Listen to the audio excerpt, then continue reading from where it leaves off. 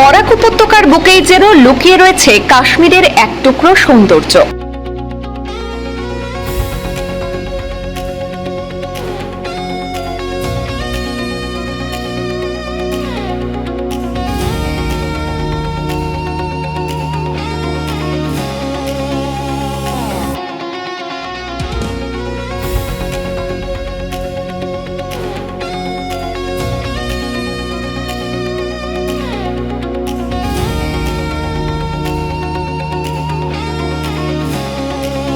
সবুজ পাহাড়, নির্মল পরিবেশ আর মনোমুগ্ধকর প্রাকৃতিক দৃশ্যের টানে শ্রীভূমি জেলার পাচাল টিলা এখন পর্যটকদের নতুন আকর্ষণ।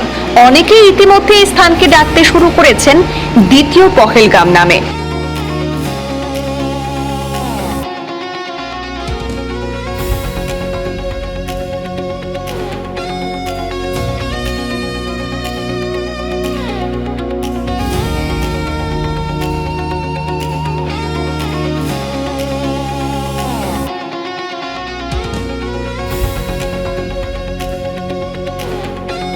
প্রকৃতির অপরূপ সৌন্দর্যে ঘেরা শ্রীভূমি জেলার পাচাল টিলা এখন ধীরে ধীরে পর্যটকদের অন্যতম আকর্ষণীয় গন্তব্য হয়ে উঠছে।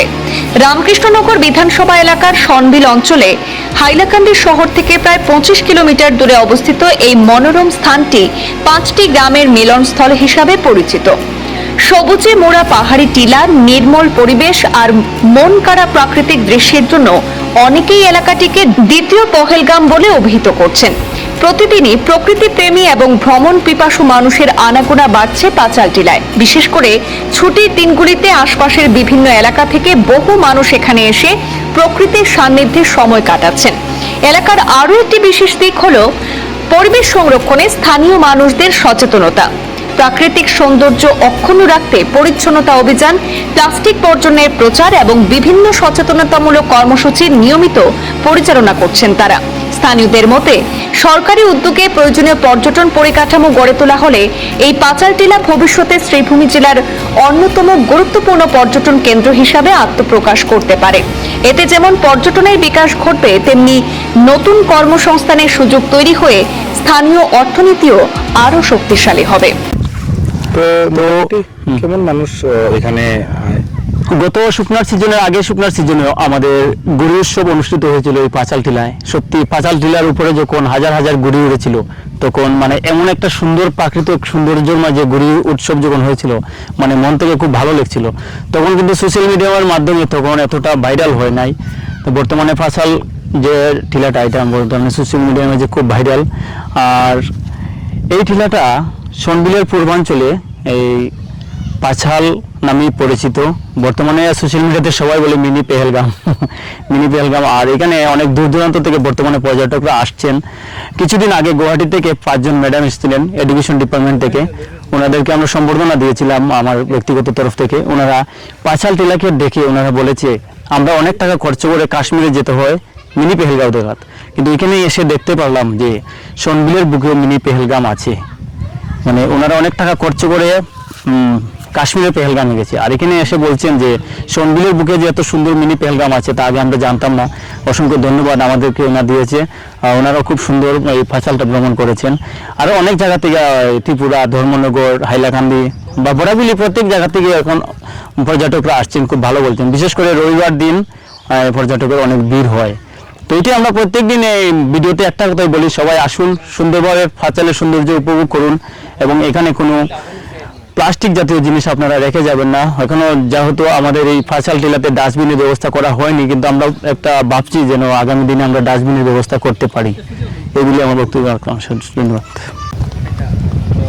তো এতদিন ধরে আপনাদের গ্রামে এত সুন্দর জায়গা আছে, এতদিন মানুষ জানতো না, হঠাৎ করে এই জায়গাটা এত প্রসিদ্ধ হওয়ার কারণটা কি?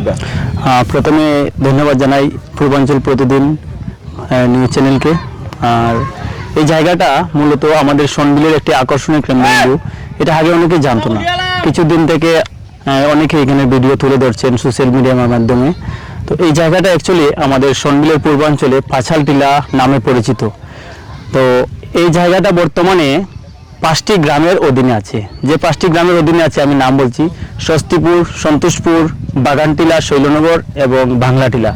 এই 5টি গ্রামের অধীনে আছে। এবং এই জায়গার সৌন্দর্য যেটা মানে প্রাকৃতিক সৌন্দর্য খুব সুন্দর। এখানে মনে করুন আজকে আপনি সন্ডিল ভ্রমণে এসেছেন, আপনার কাছে একদম অর্থের অভাব, মনে করুন 500 টাকা নিয়ে আপনি এসেছেন, 500 টাকা দিয়ে তো আর নৌকা ভ্রমণ হবে না আপনার।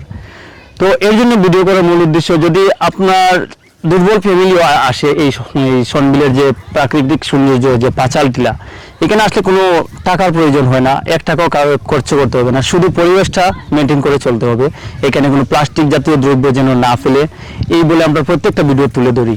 আর যেন কোনো ধরনের অশ্লীলতা না হয়, যেমন মাদক দ্রব্য পান বা এই এই অনেকগুলো আছে না নেশাদ্রব্য বা শিকড় গুটকা পান, এগুলো এখানে না চলার জন্য আমরা প্রত্যেকটা ভিডিওতে তুলে ধরি।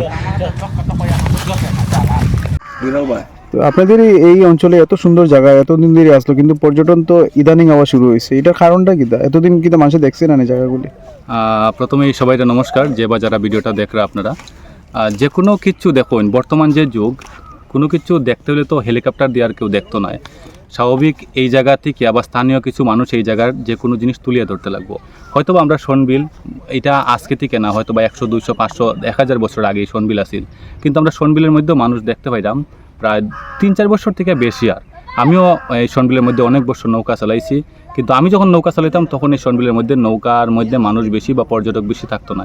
কিন্তু বর্তমানে ইদানিং দেখা যায় আমরা আর এই সনবিলের মধ্যে নৌকার মাঝিরা কিন্তু এই পর্যটকের মাধ্যমে অনেক টাকা উপার্জন করে এবং তারা রীতিমতো তার পরিবারও চালার।